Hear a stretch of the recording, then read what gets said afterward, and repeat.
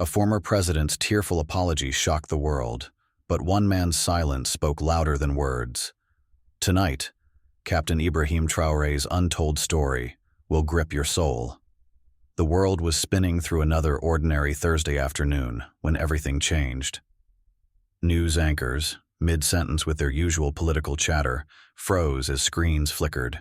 Every major network, CNN, BBC, Al Jazeera, cut to a live feed from Washington, D.C. The image faded to black, a void that held the globe in suspense. Slowly, the presidential seal emerged, stark and solitary. No music, no fanfare, just an eerie quiet. Then Barack Obama appeared, seated at a polished desk, alone. No American flag behind him, no symbols of power, just a man, his eyes heavy with a fatigue born not of sleepless nights but of years carrying an invisible burden, the kind of weight that carves lines into a soul. "Good evening," he said, his voice low, almost fragile. "I know this is unexpected. I've never done this before. But this cannot wait." Across the planet, millions leaned closer to their screens. In Burkina Faso, in a modest meeting room lit by a single bulb, Captain Ibrahim Traoré sat among his soldiers, staring at the television. The ceiling fan's hum seemed to stop, or maybe the world just felt that still. Obama's next words pierced the silence. "I come here not as a former president, but as a man who must apologize." The globe gasped. Social media erupted, hashtags flaring like wildfires. But Traoré, his dark green uniform crisp, his face unreadable, didn't blink. In Ouagadougou's presidential compound, you could hear a pin drop. "I must apologize to you, Captain Traoré," Obama said, his voice cracking. Reporters across Africa froze, pens hovering. In Paris, a French translator stumbled mid-sentence. The world reeled, but Traoré sat motionless, eyes locked on the screen. No script, no reaction prepared. He hadn't seen this coming. Obama's voice softened, raw with something deeper than politics. "I know what they call you, a strong man, a revolutionary. But I see something else, something I ignored too long. I see a man standing for dignity, for justice, for a continent silenced for centuries." American pundits scrambled. Was this a PR stunt, a bid to soften U.S. policy in Africa? But in the Sahel, hearts stirred. This felt real. Obama's tone shifted, heavy with confession. "Ibrahim, your fight isn't just military, it's moral. And I was wrong. Not just me, we were wrong." Behind Traoré, a young aide's face glistened with a single tear. Still, Traoré said nothing. His silence roared louder than any speech. Obama reached into his pocket, pulling out a crumpled, yellowed paper, creased as if hidden for decades. "I want to read something," he said, voice trembling. "My father wrote this before he died. I've never shared it until now." He read slowly, each word a wound. "If you gain power, lift those we stepped on. Apologize even if it's late, especially to Africa." Obama paused, his breath uneven. "My father was Kenyan. I lived between worlds, but in office I ignored half my soul. I chose strategy over truth. And that truth is, Captain Traoré, you're standing in the fire we lit." In Ouagadougou, a journalist whispered, "This isn't politics. It's something else." Traoré shifted slightly, eyes narrowing, waving off advisors who leaned toward him. Obama looked up, his gaze piercing the camera. "I'm not asking forgiveness. I'm asking the world to remember this moment because silence is a weapon, and today I lay mine down." Traoré's lips parted, but no words came. His stillness was enough. A thunderclap felt across continents. In Burkina Faso's markets, radios blared Obama's voice. Hospitals, shops, even a barefoot boy in Dori clutching a battered phone, all stopped, captivated. An old woman on her porch, eyes wet, whispered, "She was my daughter's age." They never apologized for her death until now. In a public square, a father wept for a son lost to a French drone strike. The apology didn't bring him back, but it was the first time someone saw his pain. Obama pressed on, his voice raw. "I've read the reports, seen the satellite images. I can't unsee them. What was done for security wasn't always just. I'm sorry." The wind outside Traoré's compound howled, but inside, silence reigned. Traoré stood, facing the camera, his presence carving history. In Obama's desk drawer lay an envelope stamped, "Private, open after presidency." He held it up, voice breaking. This was from Mariam Kouyaté, an African-born staffer who died in 2016. She warned me. He opened it, reading her words. "If we bury truth under headlines, we'll become what we stood against. Captain Ibrahim won't wait for permission, and he shouldn't." Traoré blinked once, a subtle sign those close to him knew meant something profound. A soldier whispered, "He's carried this alone." The world didn't know Traoré's story. Not yet. Not the death threats, the nights he slept on sandbags, the meals he gave to refugee children while his stomach growled. His silence ached, and millions wondered, would he speak? Night fell in Burkina Faso, but sleep didn't come. TVs glowed, radios crackled, phones buzzed in every village. At 8:59 p.m., Obama's broadcast ended with 5 words that stopped hearts. "Now, Captain Traoré, I listen." The screen went black. Traoré turned to his inner circle. No cameras, no mics.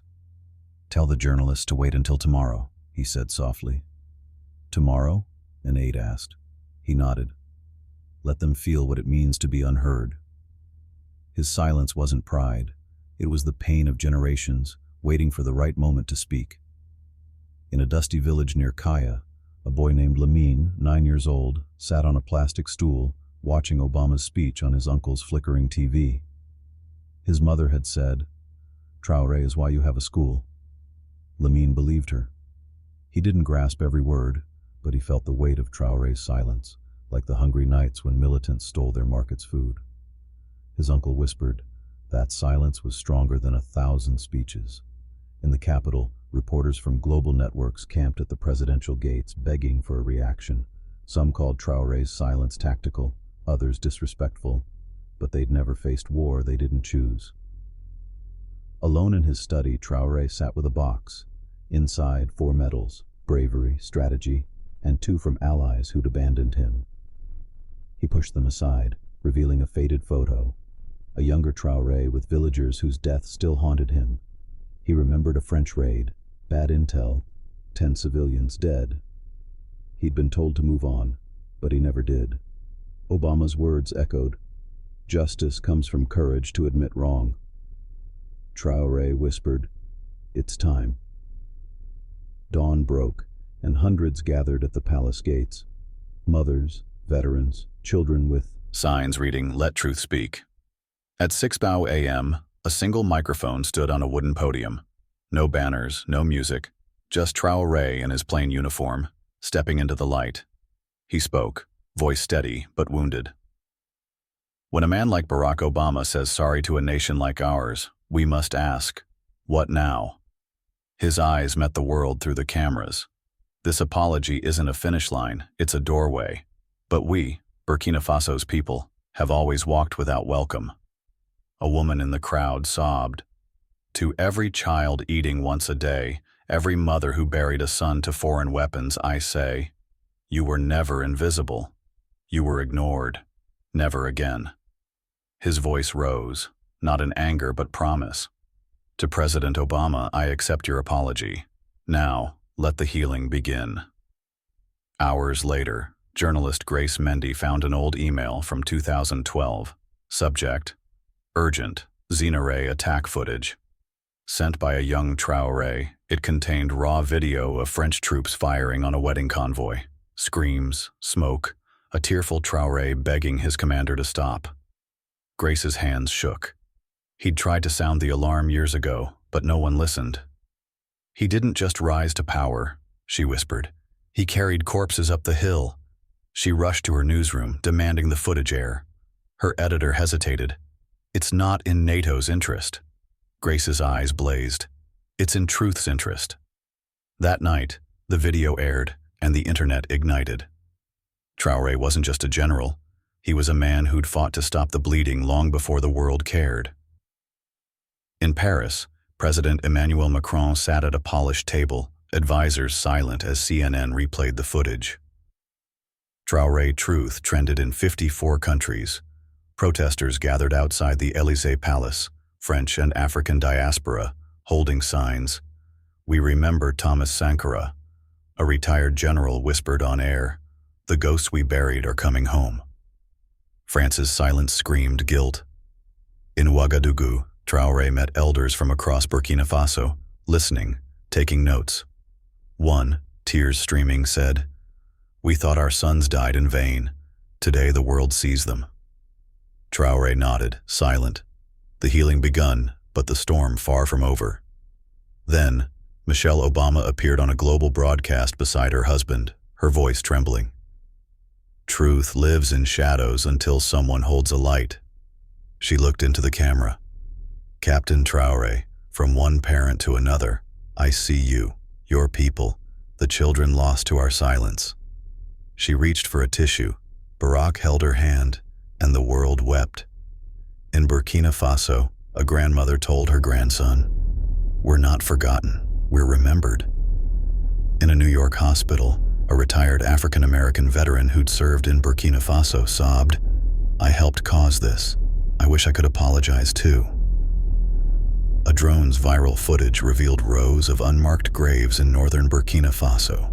Children, farmers, families buried without names. The caption read, "They didn't make the news, but Traoré knew their names." At a candlelight vigil in Ouagadougou, a mother held her son's photo, whispering, "Traoré found where my boy was buried. Not even our chief knew, but he came, he listened." Even skeptics fell silent. In Washington, Obama sat with historian Dr. Eliza Hart, who said, "We didn't just owe him an apology, we owed him a voice." Yet Traoré's silence on Obama's words lingered, sacred, carrying others' pain. An envelope arrived at the palace, no return. Address, stamped with old ink. Traoré opened it alone. Inside, a note from Mariam Sankara, widow of Thomas Sankara. "My husband dreamed of a day someone would stand for justice, not revenge. You are that echo. You make him proud." Traoré clutched it, eyes closed, then visited Sankara's memorial, laying a white flower. For the first time, he cried publicly. An old caretaker whispered, "He's not just a soldier. He's a prayer answered." News of his tribute spread, sparking chants of "We are Traoré" from Haiti to Ghana to Black Lives Matter protests in America. His silence became a global cry for dignity. In a village near Kaya, an elder named Yakuba, who'd lost 7 kin to a misdirected Western drone strike, sat under a mango tree, bitter and silent for years. A convoy stopped. Traoré stepped out, alone, and knelt. "They called your family collateral," he said, "but I call them precious. I'm sorry I couldn't protect them." Yakuba sobbed, touching Traoré's shoulder. "No leader came here, not even for votes. You came without cameras." They embraced, foreheads pressed, a journalist capturing the moment. That image won awards, but more, it healed millions. Instead of speaking himself, Traoré gave the microphone to his people in the National Assembly. A farmer spoke of poisoned land from mining contracts. A nurse recounted burying 20 children during a cholera outbreak, unaided. A child mourned a father shot as a rebel without trial. Each story struck harder, truths buried too long. Obama watched the live stream, tears falling. These weren't numbers, they were lives. Traoré's silence wasn't weakness, it was deference to voices that deserved to be heard. One rainy evening, Traoré finally spoke on live TV. No flags, just a wooden desk, a light bulb, and Burkina Faso's flag. "President Obama, your apology is heard," he said, voice low, steady.